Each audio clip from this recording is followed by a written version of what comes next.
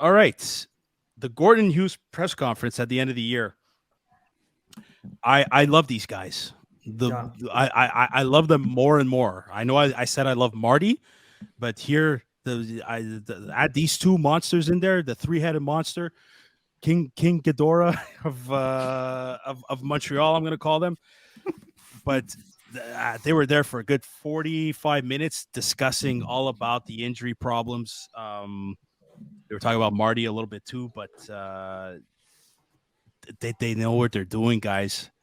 They know what they're doing. We already know that, and they just summarized it for us at this press conference. Yeah. All the feelings that we had about what these guys are capable of doing, our perception of things and whatever. They laid it out flat for us, and the ending just made me feel good even more. Dude, when Jeff Gorton was like, "Look, guys, it's coming.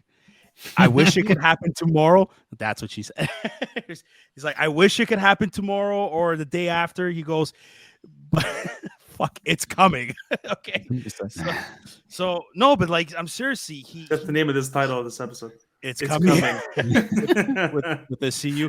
Well, no, because he was asked that question. Like, are you expecting the pressure from the fans next year to start winning? And he goes, look, I understand that at some point this team has to start winning. He goes, but he said it. He goes, I asked the fans just a little bit more patience because this winning team is coming. Why do I sound like Arnold there from Pumping Iron? Same feeling like coming, I come to the gym, like I come with my wife, like I come day and night. It's terrific. It's coming. No, but seriously. Oh my God, I have a good idea for a post. Okay, well, I have to put a pin on that.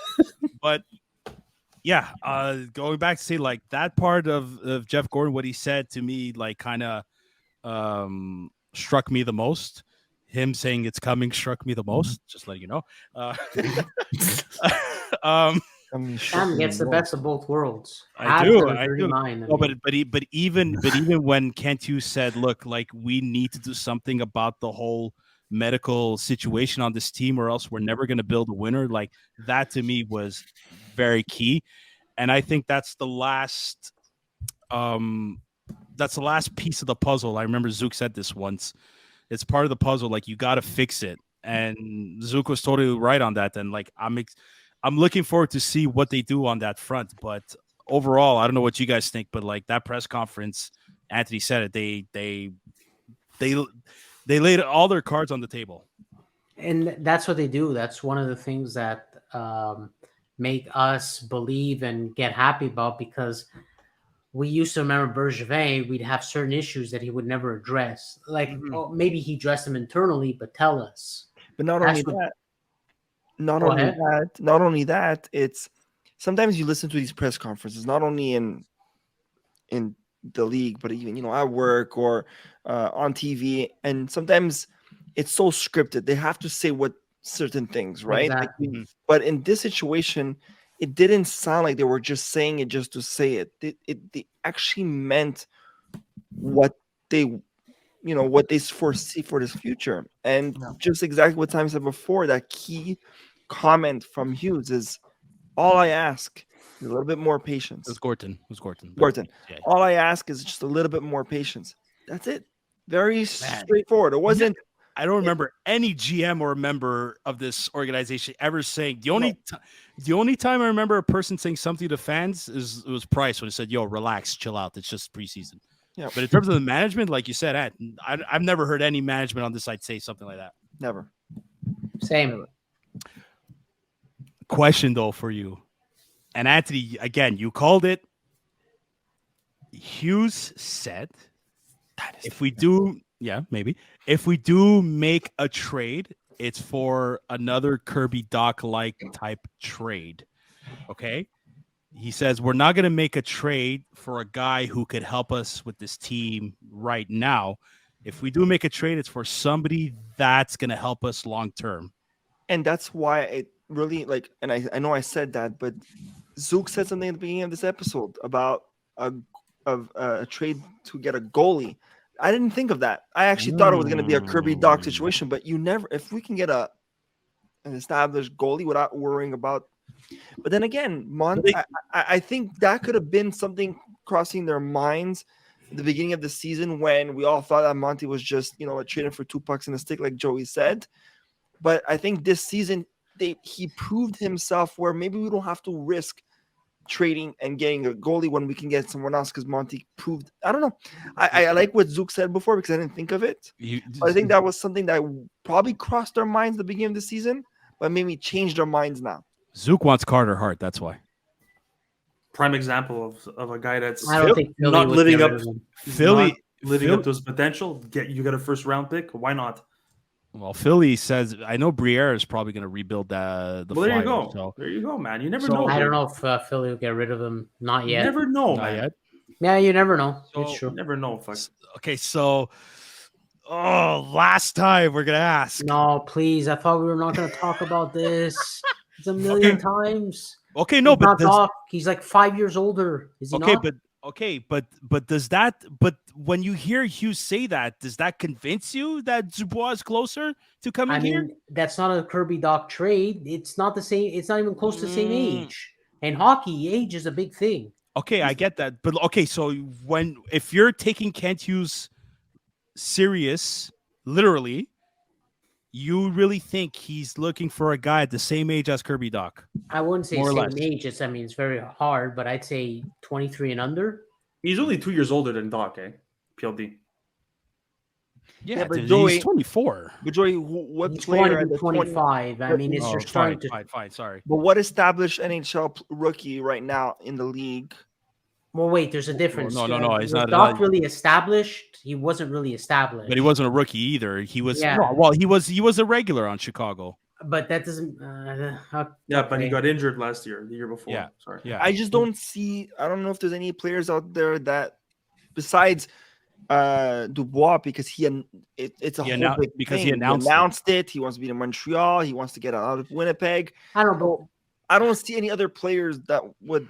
Yeah, but did we see the same thing in Doc when he traded for Doc? No. That's true. No. And that's exactly the only reason why we're talking about Dubois, because he announced it. He said but he said he wanted a Doc like trade. I don't know, a guy that's 25 years old compared to you traded for a 21-year-old. Okay, he didn't say he wanted a player. He didn't say he wanted a player like Doc. He wanted to make a trade that how like they traded, unfortunately, an asset that they liked in Romanov and a draft pick for a player that could potentially help this team long term. Yes. So and when I heard the long term part and the way he said like the Doc trade, it makes me think of a younger player, not mid. I know you might only be talking about 4 years here, but to me, I'm thinking someone in terms of nearly Doc's age that has the potential in the future. When I thought long term, I'm thinking 18 to 21, 22, not 25. That's where I'm thinking. So that's what kind of pushed me away a little bit from Dubois, but sure, all signs can point to it. Did you also guys hear how Gorton says we have a lot of assets? We have a lot of like we have a lot of prospects that are doing well, but listen, if we want to make a trade, we do have a lot of assets. And I said that last episode. We have so many players with a lot of potential. They just don't fit in our team. We can't have all these players play, unfortunately. Well, you give them time in Laval and you see what happens to them. True, but if you want to, how long you want to wait? Exactly, and if you're trying to build your team now, and these players are showing what they're capable of doing, that's why I think this season was a blessing in disguise with all the injuries that happened, and seeing players like Pinard, Bazil, and all these guys showing what they're capable of doing. Look, I love Pinard, don't get me wrong, but he's a good trade bait to get someone more established than Pinard. You know what I mean? Like, I'm not saying I want to get rid of Pinard, but we have so many. Oh my God! Sorry to interrupt. I forgot. Pinard and Ilonen are restricted free agents. Yeah, they should be signed. I think Pinard's getting a contract. 100%. I want to keep Pinard, but I'm just saying. If you think you could trade, okay, you're saying Pinard. You want to know who I think? Who I wouldn't mind trading to get someone that could. No, that's one of our young guys, and don't hate me. We're gonna have to not he's a defenseman though, and I like him, but we're gonna have to make room. Nope, not Barron. Not Harris. I trade Jordan Harris. You would? What? Yeah. Yes, I would. Yes, I would. I would to get a forward, to get a good forward that could help. Yeah, why? Because Logan Mahi was coming in. Dude, there's a lot like and Hudson. Believe me, I love Jordan Harris. Yeah. I don't even think Strubal's going to make the Canadians one day. There you go. No, I agree with Sam. I don't think so either. I love Jordan Harris. I really do. And if he stays his entire career as a Montreal Canadian, he's been the most consistent. I'm going to be, believe me, I'm going to be happy. But if you look on the left side, we're still keeping Mike Matheson, who's been a beauty for this team, and is going to be an excellent veteran. Because I think Edmondson, if we still keep Edmondson, this is just on the left side. Then you have Jack-Eye that you have to keep because of his toughness. You have Caden Gooley because he's going to be our Canadian version of Andrei Markov one day. I promise you that. Yeah, but Harris can play on the right, Sam. He's done it offside a lot. Okay. You still have Lane Hudson that's going to come for sure. But you he's have Yeah, exactly. I didn't even mention Lane Hudson on the left side. Yeah. You have Logan Mailloux, who's on the right side. You have Justin Barron that's there, who I think I don't know why you two fucking morons are laughing, but I don't know either. You have Jonathan Kovacevic that might stay on the team, and you still unfortunately have to keep David Savard for another 2 years. Get rid of Savard. Yeah, who's gonna fucking want him? I mean, listen, so much of it is in this episode, but who cares? We are allowed to say what we want. No one's denying anything. It was just the way it came out. No, but like it's a good shout, Sam. It is like, I mean, we have a lot. We might have to sacrifice them. You're gonna have to and that's my point. They sacrificed Romanov, and everybody loved him. We all loved him. Management loved him. I love the trade. I was the only one that. Oh my god, everyone Romanov. I love the trade. I love the trade too, but it's like, you know what? Again, it's another, for me, this is just me personally, it was another PK Subban, Shea Weber trade. I'm sad to see PK go. You guys are too emotional. Happy to see Weber come. Too emotional like Bergevin. Everyone's sad about it. No, hold on. I think our biggest worry about that trade, it's not that we didn't like the trade. Okay, we all liked it, but we had a worry because Romanov was already showing what his potential, and we needed that grind in the defensive side, okay? But Kirby Dach had injury-prone situations, so we were worried. I'm like, we're getting rid of a guy who has. You guys were worried. Yeah, we were worried. Like, look, Romanov was showing that he was going to be our fucking, Scott Stevens type defense, right?